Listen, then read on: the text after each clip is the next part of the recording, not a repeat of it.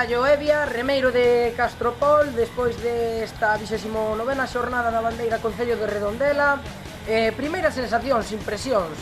Bueno, foi unha regata dura, salimos con eles desde a primeira palada e acabamos al final a 2 segundos nada máis.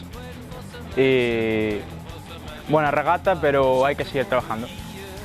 Crees que iso é unha embarcación que se desenvolve mellor cando hai oleaxe, cando hai temporal ou cando está o mar máis tranquilo? Home, a nosotros nos beneficia o mar tranquilo porque así pillamos mellor sensación de remada, pero eu penso que en mar tamén podemos dar un plus. Hai a experiencia na embarcación.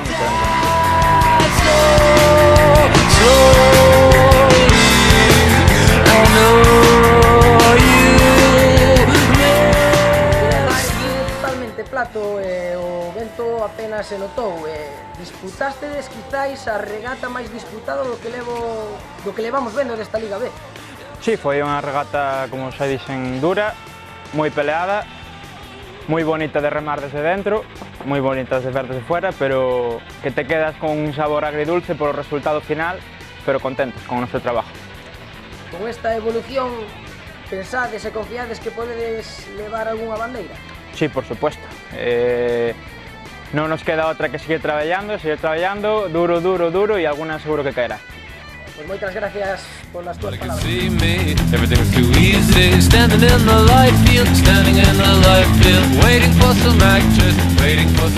Estamos con José Fernández, patrón da embarcación de Chapela, embarcación veciña das augas de Oxe, daqui de Cesantes. Primeiras sensacións, primeiras compases desta regata. Bueno, pois regata bastante dura, sobre todo porque viñamos de facer onte unha regata moi dura físicamente, pero creo que conseguimos sacar unha boa remada durante toda a regata, que últimamente estábamos fallando, sobre todo de virnos abaixo a partir do segundo, tercer largo.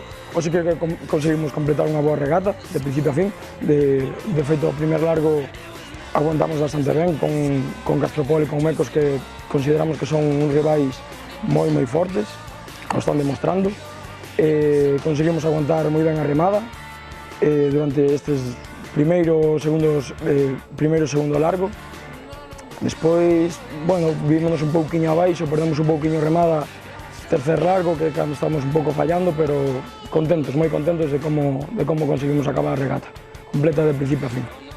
Como ti ben dís, a regata de onte, a regata de Rianxo foi moi dura. Crees que tendes fondo de armario para, cando hai doble xornada, disputar as dúas regatas? Bueno, supoño que estaremos na mesma situación que a maioría de equipos de Liga B, que un pouquiño sustos, coa xente un pouquiño máis xusta, coa poucos cambios moi determinados. Pero bueno, é o que hai que completar as regatas co que se ten, e dalo todo o sábado, o domingo, de principio a fin, desde a primeira hasta a última palabra. Como patrón, crees que o equipo está maduro como para dar un paso adiante de cara a alcanzar unha terceira posición de forma cómoda?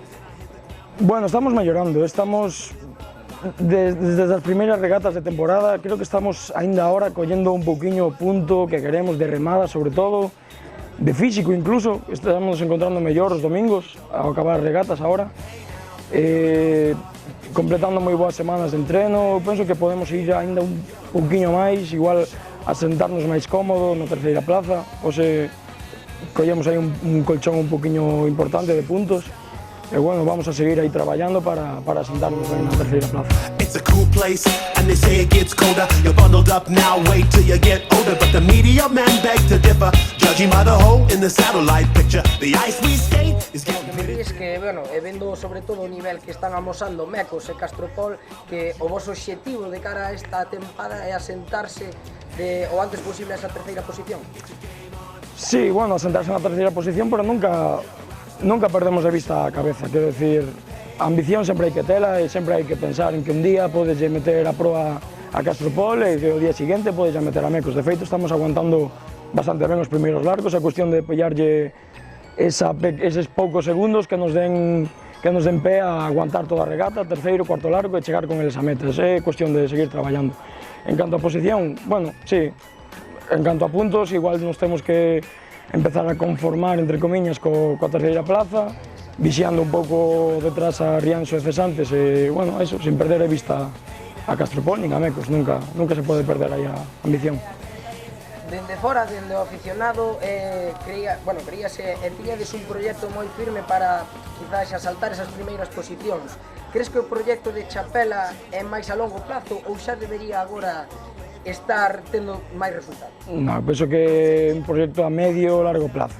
O ano pasado refíxose totalmente o equipo, este ano estás empezando a coller o bloque, a remada, a unión do grupo, do equipo.